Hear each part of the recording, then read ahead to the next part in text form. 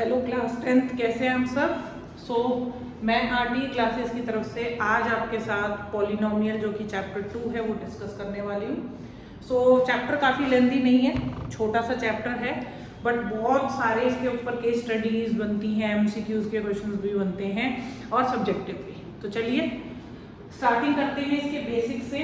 तो polynomials, I think ये same chapter आपने क्लास 9th में भी पढ़ा था। पॉलिनोमियल्स में आपने एक डिग्री वर्ड तो सुना ही होगा, मैं फिर से आपको एक बार रिमाइंड करा देती हूँ। डिग्री वो होती है, सबसे पहले बात करते हैं पॉलिनोमियल क्या है, ठीक है, बिल्कुल बेस से करते हैं। पॉलिनोमियल है एक एल्जेब्रिक एक्सप्रेशन, जो कि आपने क्लास 7th 8th में भी एल्जेब्रिक एक्सप्रेशंस पढ़ा होगा। तो एल्जेब्रिक एक्सप्रेशंस के अंदर जो एक स्पेसिफिक एक ही वेरिएबल को यूज करेगा, ठीक है। अब पॉलिनोमियल जैसे होते हैं, पॉलिनोमियल ऐसा नहीं है कि एक ही वेरिएबल ही यूज होता है, इसमें डिफरेंट वेरिएबल्स या ज्यादा वेरिएबल्स भी हम यूज कर सकते हैं, बट हम यहाँ जो पढ़ने वाले हैं उसमें हम सिंगल वेरिएबल ही यूज करेंगे, ठीक है। अब इसके जो टाइप्स होते हैं वो दो तरीके से डिसाइड किए जाते हैं, on the basis of degree and on the basis of terms. Number of terms तो आपको पता लग ही गई, एड सब्ट्रैक्ट की फॉर्म में हमारे पास डिफरेंट टाइप्स ऑफ पॉलिनोमियल बन सकते हैं। अगर नंबर ऑफ टर्म सिंगल है, एक है, नंबर ऑफ टर्म दो भी हो सकती है, 3 या 4 भी हो सकती है, ठीक है। और डिग्री, सबसे पहले समझते हैं डिग्री क्या है। तो डिग्री क्या है आपके पॉलिनोमियल में जिस वेरिएबल की बात मैं कर रही थी कि भाई एक सिंगल वेरिएबल होगा, उसकी हाईएस्ट पावर क्या होगी, तो वो ये हाईएस्ट पावर को हम डिग्री बोलते हैं। वैसे इतना डेप्थ में क्वेश्चन नहीं पूछे जाएंगे क्योंकि क्लास 9th का कॉन्सेप्ट है, थोड़ा सा बेसिक है, करते हैं, then move to the class 10th। अब डिग्री के बेसिस पर हमारे पास होता है एक लीनियर, इस केस में हमारी डिग्री होती है 1। दूसरा होता है क्वाड्रेटिक, जिसकी डिग्री होती है 2। अब हमारा जो पाला पढ़ने वाला है ना, वो इसी से ही पढ़ना है, क्वाड्रेटिक से। पहले क्यूबिक भी था, लेकिन क्यूबिक डिलीट हो गया है। आपकी एनसीईआरटी के अंदर एक दो क्वेश्चंस दिए गए हैं, ऑप्शनल है वो, कुछ स्कूल्स में वो कराए गए हैं, कुछ स्कूल्स में वो हटा दिए हैं, मतलब नहीं कराने हैं, तो that is completely optional. Degree 3 वाले क्वेश्चंस नहीं आएंगे। तीसरा मैं यहाँ लिख देती हूँ क्यूबिक। अब नंबर ऑफ टर्म्स के बेसिस पर एक होता था मोनोमियल, जिसमें कि 1 सिंगल टर्म होती है, ठीक है। एक होता है बाइनोमियल, बाइनोमियल में हमारी 2 टर्म्स होती है। और एक होता है हमारा ट्राइनोमियल, जिसमें 3 टर्म्स होती है। वैसे तो और भी हैं, ट्राइनोमियल है, बाइक्वाड्रेटिक है, क्वाड्रेटिक, इस तरह के काफी नाम हैं, बट बेसिक समझते हैं क्योंकि ये ज्यादा डेप्थ में नहीं हमें करना है, हमें बेसिकली 10th का पॉलिनोमियल पढ़ना है, ठीक है। तो हमारा जो मेन इंपॉर्टेंट काम है वो ये है, इसको सर्कल मारते हैं। हमने क्या सीखा कि क्वाड्रेटिक पॉलिनोमियल जो होता है उसकी डिग्री 2 होती है, ठीक है जी। इसी को आगे बढ़ाते हुए चलते हैं, ये हमारा स्टैंडर्ड फॉर्म है इसका, इसको हम px, qx, rx किसी से भी डिनोट कर सकते हो। यहाँ पर जो x है दैट इज वेरिएबल, कौन सा वेरिएबल आप देख सकते हो, यहाँ पे x वेरिएबल ही मैंने यूज किया है, ठीक है। चलिए, तो अब बात आती है कि इसमें करना क्या है एग्जैक्टली। यहाँ तक तो हमने पढ़ा हुआ है, आपने शायद फैक्टराइज पढ़ा होगा इसका, कि फैक्टराइजेशन जो है वो हम कैसे करते हैं किसी भी पॉलिनोमियल का, ठीक है। तो सबसे पहले पढ़ते हैं कि इसके जो जीरोस होंगे, अब ये जीरोस नया वर्ड, ये शायद जीरोस भी आपने क्लास 9th में पढ़ा होगा बेटा। फैक्टर और जीरो में कोई ज्यादा फर्क नहीं है। अगर मैं बात कहूं कि x + 2 ये मेरा क्या है, फैक्टर, तो x = -2 क्या है, मेरा 0 है। देखो ज्यादा फर्क नहीं है, आपने फैक्टर को उठाकर 0 रखना है, तो जो x की वैल्यू आएगी उसी को हम 0 बोलते हैं, ठीक है, ज्यादा डिफरेंस नहीं है। अब जो हमारा क्वाड्रेटिक पॉलिनोमियल होगा उसके अंदर जीरोस को हमने नाम दे दिए, एक अल्फा और एक बीटा। देखो नामकरण तो करना जरूरी है ना, कल को फॉर्मूलाज बनाएंगे, वैल्यूज निकालेंगे, तो अल्फा बीटा नाम रखना जरूरी है। तो ये सिर्फ नामकरण है, डरना की जरूरत नहीं, डरने की जरूरत नहीं कि भाई अल्फा क्या आ गया, बीटा क्या आ गया, तो कुछ नया आ गया, कुछ नया नहीं। तो जीरोस 2 होते हैं, एक अल्फा एक बीटा, ठीक है।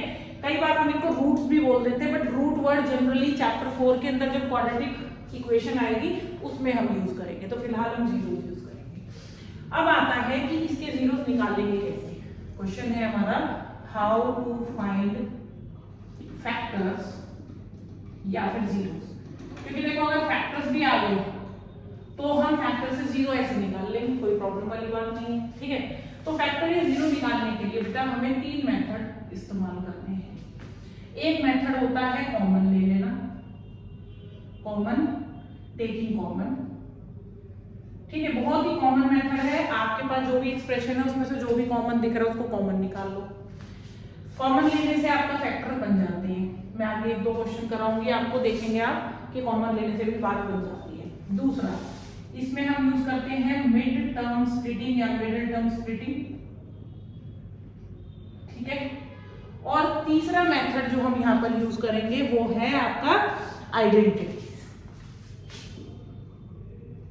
अब आप सोचोगे कि भाई ये तो बड़ा मुश्किल काम है, इससे बचकर ही तो 9th से 10th में आए थे, बड़ा मुश्किल चैप्टर था फैक्टराइजेशन करना, ठीक है। कोई बात नहीं बेटा, मिडिल टर्म स्प्लिटिंग इतनी हार्ड नहीं होती है। 9th क्लास में भी हाँ रूट वगैरह के क्वेश्चन जो आपने क्लास 9 में मिडिल टर्म स्प्लिटिंग में किए थे वो आपको कुछ कुछ नजर आएंगे यहाँ पर, बट इसका एक ऑल्टरनेटिव भी है, वो ऑल्टरनेटिव भी हम आपको बताएंगे, ठीक है। और आइडेंटिटीज तो आपको पता ही है, बेसिक आइडेंटिटीज स्क्वायर की, क्यूब की आपको पता होनी चाहिए, ठीक है। तो ये 3 मेथड से हम जीरोस निकालेंगे। अब बेसिकली इसके अंदर हमारे पास पॉलिनोमियल में वो या तो हमको क्वेश्चन बोलेगा जीरोस निकालने वाला, या एक बहुत ही नया कॉन्सेप्ट अब जो यूज है, तो देखो सुना सुनाया देखा दिखाया सा है। अब जो आपसे कहेगा सम ऑफ जीरोस, कि भाई सम निकाल दो। आप बोलते मैडम इसमें कौन सा मुश्किल काम है, हम दोनों जीरोस निकाल लेंगे, एक अल्फा एक बीटा, दोनों को ऐड करके दिखा देंगे, कौन सी मुश्किल काम है। नहीं, मुश्किल ये तब होगा जब ना तो कॉमन लेने पर, ना ही मिडिल टर्म स्प्लिटिंग करने पर, ना ही आइडेंटिटी, मतलब कुछ लगेगा ही नहीं, ठीक है। या फिर आप कर नहीं पा रहे हो, या फिर आपको डायरेक्ट आंसर चाहिए, ठीक है। ऐसा नहीं है कि हम अल्फा बीटा निकालने के बाद उनको ऐड करके हम नहीं बता सकते, बता सकते हो, बट कभी कभी क्या होगा कि ये जो क्वाड्रेटिक पॉलिनोमियल है ये फैक्टराइजेबल नहीं होता, मतलब इसके फैक्टर्स नहीं बन पाते हैं, ठीक है। ऐसा नहीं है कि अगर फैक्टर नहीं बनेंगे तो वो क्वाड्रेटिक पॉलिनोमियल नहीं है, क्वाड्रेटिक पॉलिनोमियल फिर भी रहेगा। अब फैक्टर नहीं हो रहा तो क्या, तो उसको क्वाड्रेटिक पॉलिनोमियल की कैटेगरी से थोड़ी ना आउट कर देंगे हम, वो क्वाड्रेटिक पॉलिनोमियल रहेगा। तो फिर क्या, तो उस केस में क्या, तो अल्फा बीटा अलग नहीं निकल रहा तो क्या करेंगे, हम अल्फा बीटा का सम फिर भी निकाल सकते हैं। अच्छी बात ये है कि इनके भरोसे नहीं रहना हमें, तो हम अल्फा प्लस बीटा के लिए -b/a का फॉर्मूला लगाओगे। अब ये b और a क्या है भाई, आपके क्वाड्रेटिक पॉलिनोमियल का एक स्टैंडर्ड फॉर्म मैंने यहाँ पर लिखा है, आप देख सकते हो। एक्स स्क्वायर का कोफिशिएंट a होता है, मतलब एक्स स्क्वायर के साथ जो भी नंबर मल्टीप्लाई है, चाहे वो नेगेटिव है चाहे पॉजिटिव कुछ भी है, वो a होता है। x के साथ जो भी लगा हुआ है वो b होता है, और जिसके साथ x नहीं होता है, मतलब वेरिएबल नहीं दिखाई देगा, वो कांस्टेंट टर्म कहलाती है, ठीक है। तो सम के अंदर जस्ट आपको क्या करना है, एक नेगेटिव साइन लगाना है, x का कोफिशिएंट उठाना है, b की जगह रख देना है, और a मतलब x स्क्वायर का कोफिशिएंट यहाँ पर उठा के लिख देना है। फ्रैक्शनल फॉर्म में आए चाहे जैसा भी आए, चाहे सॉल्व हो जाए, जो वो उसकी इच्छा है, उसका हमें कुछ नहीं करना। अब आता है क्या, हम और भी कुछ निकाल सकते हैं, हाँ जी, हम प्रोडक्ट ऑफ जीरोस भी निकाल सकते हैं, जिसको हम अल्फा बीटा बोलते हैं। उसका फॉर्मूला है सी बोर्ड है, कांस्टेंट टर्म उठाओ, ऊपर रखो, नीचे क्या रखोगे, कोफिशिएंट ऑफ एक्स स्क्वायर, ठीक है जी। तो ये एक नया काम सीखा हमने। अब ज्यादातर बच्चे क्या करते हैं, वो फॉर्मूला ना लगाकर मिडिल टर्म स्प्लिटिंग करते हैं और उसके बाद सम निकालते हैं। देखो मेथड बेटा गलत नहीं है, लेकिन अब आप खुद सोचो, जो काम आपका सिर्फ एक वैल्यूज उठा के लिखने से बन रहा है, उसके लिए मिडिल टर्म स्प्लिटिंग का किस लिए करनी है, कोई जरूरत नहीं करने की। तो मैं क्वेश्चन करके दिखाती हूँ आपको, उससे पहले थोड़ा सा बेसिक कॉन्सेप्ट ही डिस्कस कर रहे हैं हम। तो sum of zeros and product of zero दोनों हम इस फॉर्मूले से कैलकुलेट आगे करेंगे, not even in chapter 2, chapter 4 में भी करेंगे इसको, ठीक है।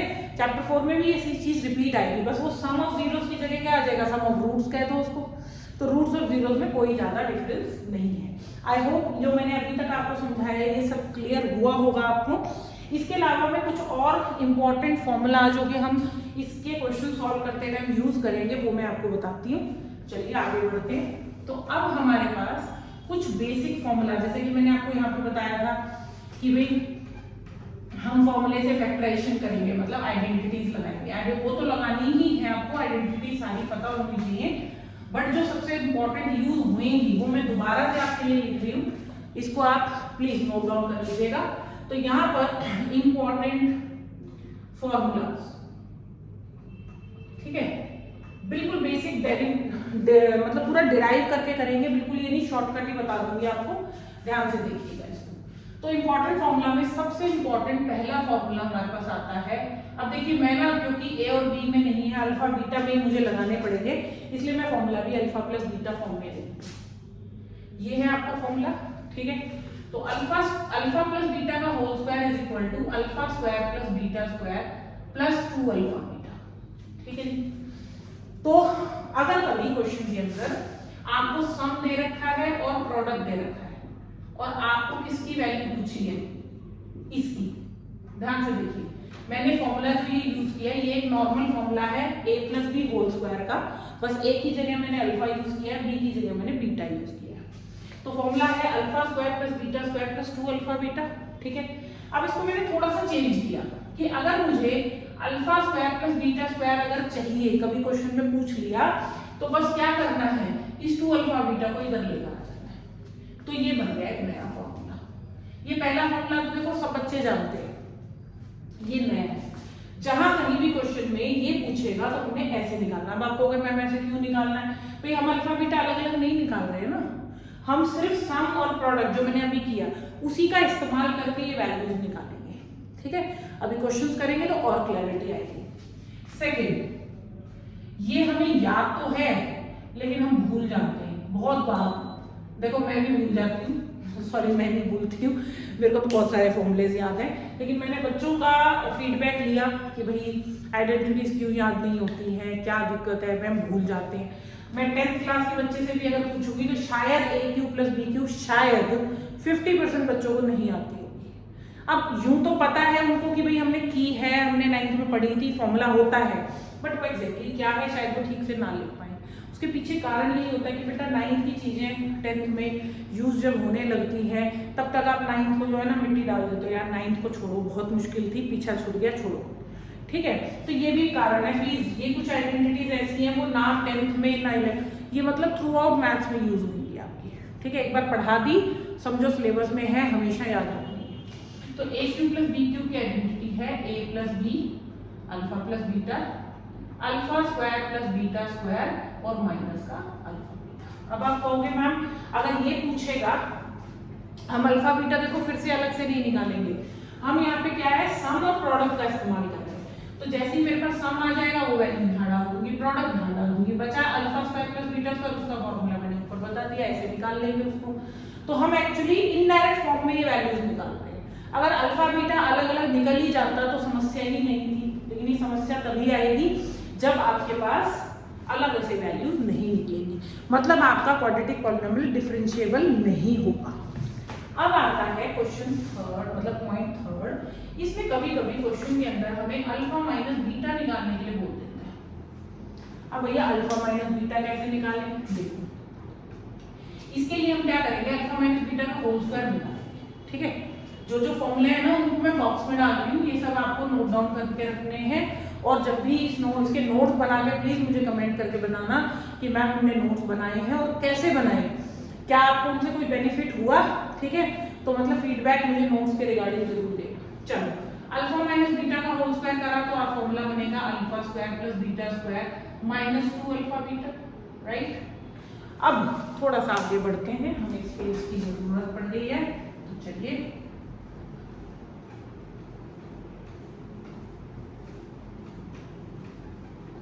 देखिए।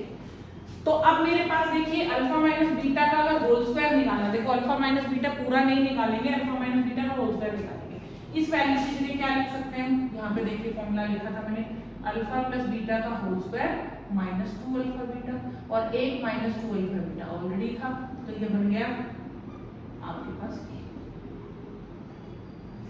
तो अब जब कभी भी आपको अल्फा माइनस बीटा निकालना है तो आपको क्या करना है बेटा, स्क्वायर रूट के अंदर ये लिख देना है। डायरेक्ट याद कर सकते हो, देखो बहुत अच्छी बात है।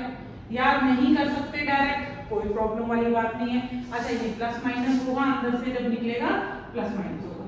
अगर समझ ना आए, फॉर्मूला डायरेक्ट याद नहीं कर पा रहे हो तो प्लीज डेरिवेशन याद कर लीजिए कि भाई बना कैसे, ऐसे बनाना है, ठीक है। 2 स्टेप फालतू लगेंगे बट श्योर रहोगे, फॉर्मूले को लेके कभी कंफ्यूज नहीं होगे। तो यहाँ हमको a cube minus B cube नहीं लगाना है, ठीक है, कभी नहीं आएगा वो। अगर आता भी है तो वो यहाँ पर डिफरेंस आएगा, वो कॉम्प्लिकेटेड हो जाता है। मैंने ऐसा क्वेश्चन देखा नहीं कभी, बट आएगा डेफिनेटली। अगर क्वेश्चन आया तो प्लीज मुझे शेयर करना अगर कभी दिखा हुआ ऐसा नहीं है। तो बेसिक मेरे हिसाब से ये 3 फॉर्मूलाज अगर अच्छे से पता है तो पॉलिनोमियल में तो देखो कोई दिक्कत होने नहीं वाली है, ठीक है। चलते हैं अब हम इसके क्वेश्चन शुरू करते हैं, लेकिन उससे पहले मैं इसका एक थोड़ा सा ग्राफ डिस्कस करना चाहूंगी, जो कि क्लास 10th की एनसीईआरटी बुक में पहली एक्सरसाइज में एक ग्राफ दिया हुआ है आपको, ठीक है। चलिए, तो मैं इसका आपको एक डिटेल बता रही हूँ कि एग्जैक्टली कैसे इसके ग्राफ दिखते हैं, इसके जीरोस हम कैसे बताएंगे, क्योंकि देखो इसके ऊपर लास्ट कुछ सालों में वो आई है केस स्टडीज। तो केस स्टडी को समझने और सॉल्व करने के लिए बेटा आपका बेस कॉन्सेप्ट बहुत ज़्यादा स्ट्रॉन्ग होना चाहिए। तो इसके ग्राफ की अगर मैं बेसिक पहले मैं ग्राफ की बात कर रही हूँ, ग्राफ ऑफ पॉलिनोमियल। पॉलिनोमियल का ग्राफ जो होता है ना बेटा, और पॉलिनोमियल में भी कौन सा, क्वाड्रेटिक, क्योंकि हम पढ़ ही क्वाड्रेटिक रहे ना, लीनियर तो पढ़ ही नहीं रहे, तो लीनियर का ग्राफ नहीं पूछना है, आपसे पूछा नहीं जाएगा, क्वाड्रेटिक का ग्राफ होता है। तो ये ग्राफ जो होता है ना वो होता है पैराबोलिक।